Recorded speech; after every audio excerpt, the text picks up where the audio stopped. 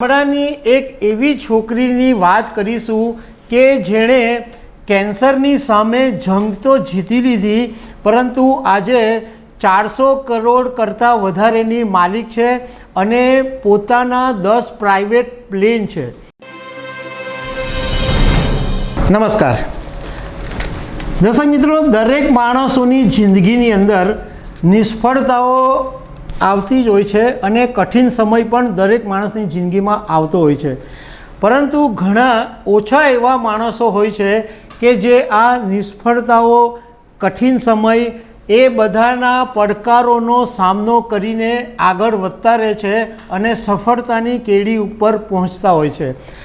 આજે અમે તમારી સાથે ગામડાની એક એવી છોકરીની વાત કરીશું કે જેણે કેન્સરની સામે જંગ તો જીતી લીધી, પરંતુ આજે 400 કરોડ કરતાં વધારેની માલિક છે અને પોતાના 10 પ્રાઇવેટ પ્લેન છે।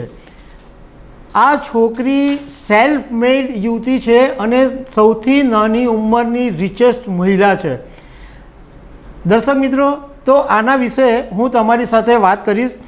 મારું નામ રાજેશ શાહ છે અને તમે જોઈ રહ્યા છો ખબર છે.com। દર્શક મિત્રો, રાજસ્થાનના ઝુંઝુના જિલ્લાની અંદર એક બડા ગાંવ કરીને એક ગામ છે। આ ગામની અંદર જન્મેલી છોકરી કનિકા ટેકરીવાલ આજે 400 કરોડ કરતાં વધારેની માલિક છે અને પોતાની એની કંપની છે। 17 વર્ષની ઉંમરે કનિકા ટેકરીવાલ એવિએશનમાં જોડાઈ હતી અને એણે એવિએશન કંપનીમાં કામ શરૂ કરેલું।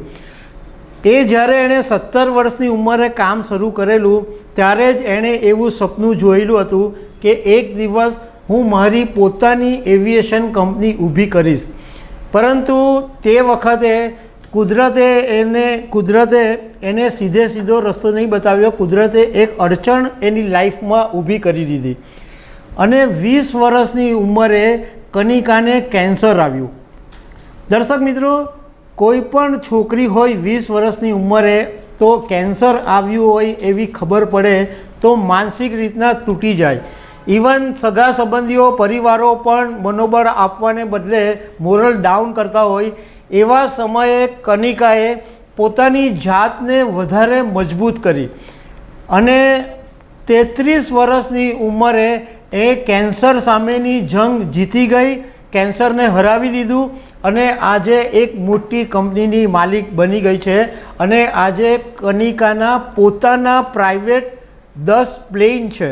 કનિકાની જે કંપની છે, કંપનીનું નામ છે જેટ સેટ ગો।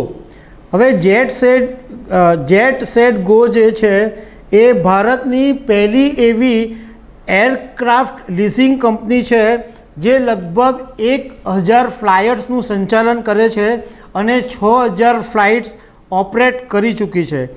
આ એક પ્લેન એગ્રીગેટર સ્ટાર્ટઅપ છે જે ચાર્ટર પ્લેન અને હેલિકોપ્ટરને સંભાળે છે। 2016ની અંદર કનિકાને ફોર્બ્સે રિટેલર ઈ કોમર્સ માટે એશિયાની અંડર 30ની યાદીમાં સમાવેશ કરેલો અને ભારતે પણ એને નેશનલ એન્ટરપ્રિન્યોરનો એવોર્ડ આપેલો છે। કનિકાના જે પિતા છે એ રિયલ એસ્ટેટ અને કેમિકલ બિઝનેસમાં એમનું મોટું નામ છે અને કનિકા પોતે દક્ષિણ ભારતની બોર્ડિંગ સ્કૂલમાં ભણી હતી અને ઇકોનોમિક્સમાં ગ્રેજ્યુએટ કરી અને એણે MBA કરેલું હતું।